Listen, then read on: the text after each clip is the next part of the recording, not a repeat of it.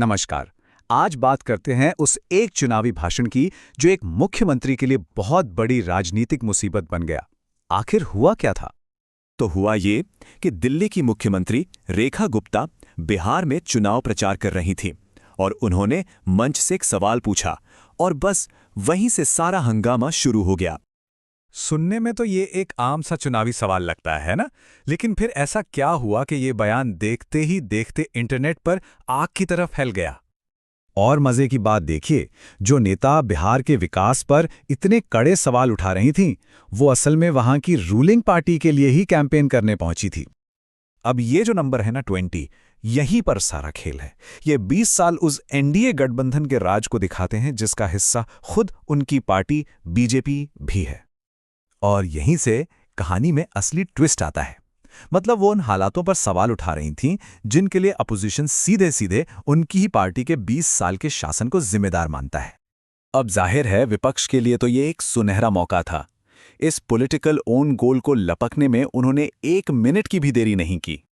सबसे पहले मैदान में उतरी कांग्रेस और उन्होंने बड़े ही मजेदार तंज कसने वाले अंदाज में जवाब दिया। कांग्रेस के नेताओं ने इसे गलती नहीं बल्कि अपनी ही सरकार की नाकामी का एक अनजाने में किया गया कबूलनामा बता दिया कि देखिए ये तो खुद ही मान रही हैं। अच्छा, कांग्रेस के बाद बारी आई आरजेडी की, जो बिहार की एक बड़ी पॉलिटिकल पार्टी है। उन्होंने भी इस पर तीखा हमला बोला। आरजेडी ने कहा कि अरे वो शायद भूल गईं कि 20 साल से बिहार में एनडीए की ही सरकार है, लेकिन चलो भूल से ही सही, सच तो बोल ही दिया। अब इस बहती गंगा में हाथ धोने से दिल्ली में उनकी सबसे बड़ी राइवल आम आदमी पार्टी कैसे पीछे रहती?